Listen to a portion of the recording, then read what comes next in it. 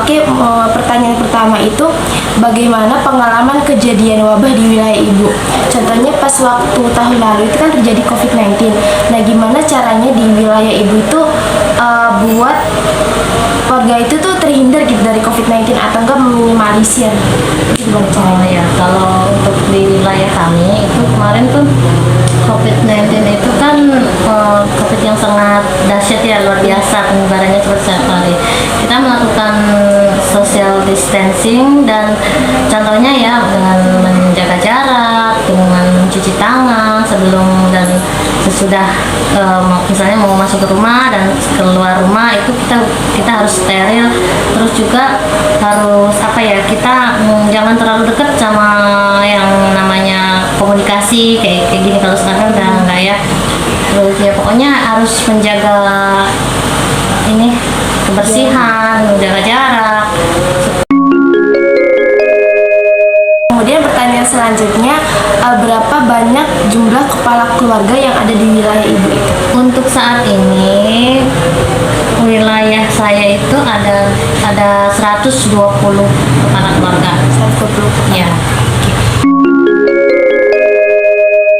Kemudian pertanyaan selanjutnya itu bagaimana gambaran nilai dan budaya yang dianut masyarakat di wilayah Ibu yang berkaitan dengan perilaku kesehatan. Ini maksudnya biasanya kan di setiap wilayah kan ada beberapa suku ya, suku Jawa, suku Sunda. Nah itu tuh ada nggak sih Bu keyakinan masyarakat di sana itu kalau misal contohnya kerokan itu bisa loh bisa ngilangin masuk angin gitu. Ada nggak? Oh iya, itu mah sangat kental banget ya kalau kayak gitu. Untuk di wilayah saya itu memang kalau sakit identik dengan yang namanya kerokan. Iya. Meskipun sudah berobat, itu kalau belum kerokan rasanya belum afdal. Iya, pas kita. Iya, betul seperti itu. Oh, berarti ada gitu ya Bu ya keyakinan itu. Sangat. Bagaimana gambaran kejadian penyakit yang banyak diderita oleh masyarakat di wilayah Ibu? Jadi penyakit yang sering diderita atau sering dikeluhkan di wilayah Ibu itu apa? Kalau untuk keluhan itu kebanyakan yang ini nih penyakit darah tinggi, stroke. Nah itu tuh yang kebanyakan orang hipertensi itu mungkin ada. Iya betul, hipertensi itu. Diare juga. Diare mungkin lebih ke anak-anak ya. Bagaimana gambaran tempat tinggal masyarakat di wilayah Ibu, terutama kondisi jamban gitu atau limbah di rumah tangga itu gimana kondisi di sana? Kalau untuk saat ini di wilayah saya itu jamban itu udah terrealisasi ya dengan baik ya. Jadi semua rumah itu sudah punya jamban masing-masing. Gak ada yang ya maaf kan ada yang sebagian buang air di kali atau di mana. Kalau itu untuk saat ini alhamdulillah sudah tidak ada lagi seperti itu. Tapi sempat ada gitu dulu Ibu? Oh, nggak ada sih. Di wilayah Ibu tuh ada keberadaan sekolah nggak? Mungkin kayak PAUD, terus TK, SD itu ada? Ada PAUD ya, untuk PAUD. Kalau untuk SD nggak ada. TK ada. SMP, SMA belum ada. Kalau hanya untuk PAUD sama TK saja. Tapi untuk kondisi lingkungannya itu sendiri tuh layak apa tidak Bu? Mungkin kan kadang ada bangunannya itu udah retak, tembok-temboknya, atau mungkin gentengnya itu udah ada yang sering bocor gitu. Kalau untuk TK itu saya rasa nggak ada ya, karena kan itu swasta ya. Iya. Nah tapi untuk PAUD, nah itu ya kondisinya sih sebenarnya sudah baik, cuman kadang-kadang ya masih ada yang perlu beberapa diperbaiki seperti itu. Tapi yang perlu diperbaiki itu mungkin kecil gitu ya Bu? Ya kecil. Misalnya kayak sarana dan prasarana itu peralatan. Untuk peralatan mungkin harus di ini ya. Mungkin kalau misalnya ada dana dari pemerintah, bolehlah dikembangkan lagi biar supaya lebih maju. bagaimana peran sekolah dalam pelaksanaan upaya kesehatan di wilayah Ibu? Mungkin tadi kan contohnya di wilayah Ibu kan kayak ada PAUD sama TK gitu kan.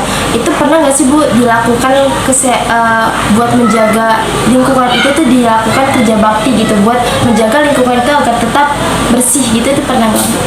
Iya, pernah, cuman jarang ya, tapi pernah. Ya, kalau misalnya ada misalnya mau datang musim hujan atau apa gitu, kita kerja bakti supaya menjauhkan dari bibit-bibit penyakit yang menyebar. Itu sebulan itu mungkin berapa kali dilakukannya Bu kerja baktinya itu? Ya, nggak mesti ya, mungkin 3 bulan sekali. 3 bulan sekali ya. Bagaimana kebijakan di lingkungan Ibu dalam menjaga keamanan dan kenyamanan gitu? Mungkin di wilayah Ibu tuh ada, semisal tiap harinya itu ada petugas yang petugas khusus buat mengambil sampah gitu, ada nggak Bu buat melestarikan kesehatan dan lingkungan itu? Ada setiap hari, setiap pagi, bahkan setiap pagi itu ada mobil bentor itu setiap pagi mengambil sampah dari rumah ke rumah. Jadi nggak ada sampah yang numpuk.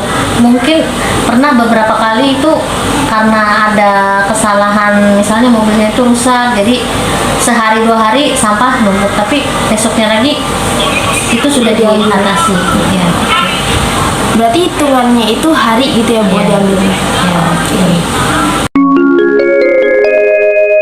Bagaimana antusias masyarakat di wilayah Ibu dalam memanfaatkan fasilitas layanan kesehatan? Contohnya ketika ada layanan posyandu, mungkin ibu-ibu yang memiliki bayi atau balita itu sering gak sih Bu atau nggak rajin gitu? Mungkin kan ada beberapa ibu-ibu itu yang trader gitu kan, harus ditelepon dulu baru nyamperin gitu.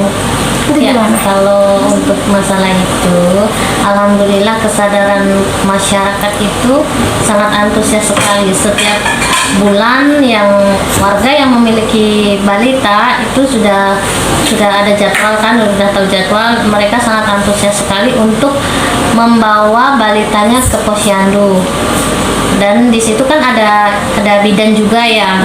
Kadang imunisasi di situ lengkap sih, semua di posyandu itu udah lengkap, ada imunisasi juga, ada pemberian makanan tambahan juga.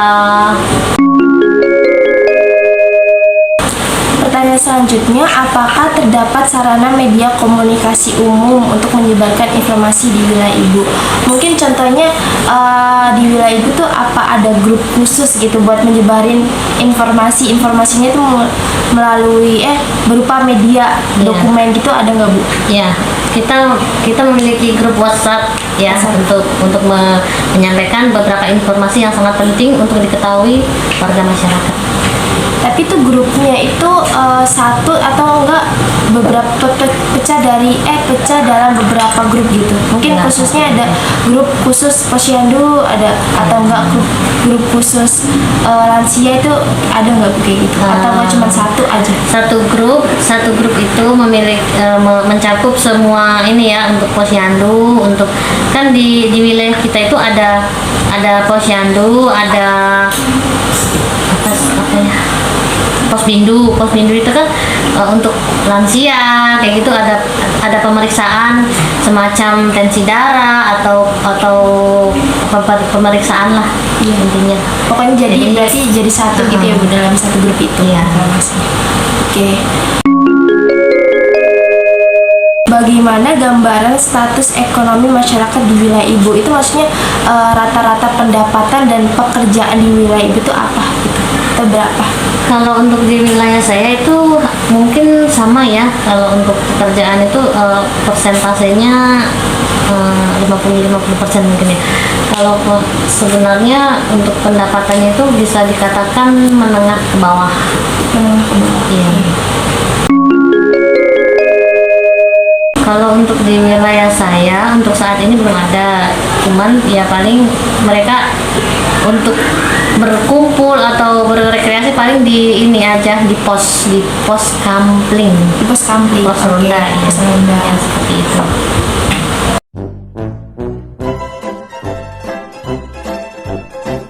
sama dong.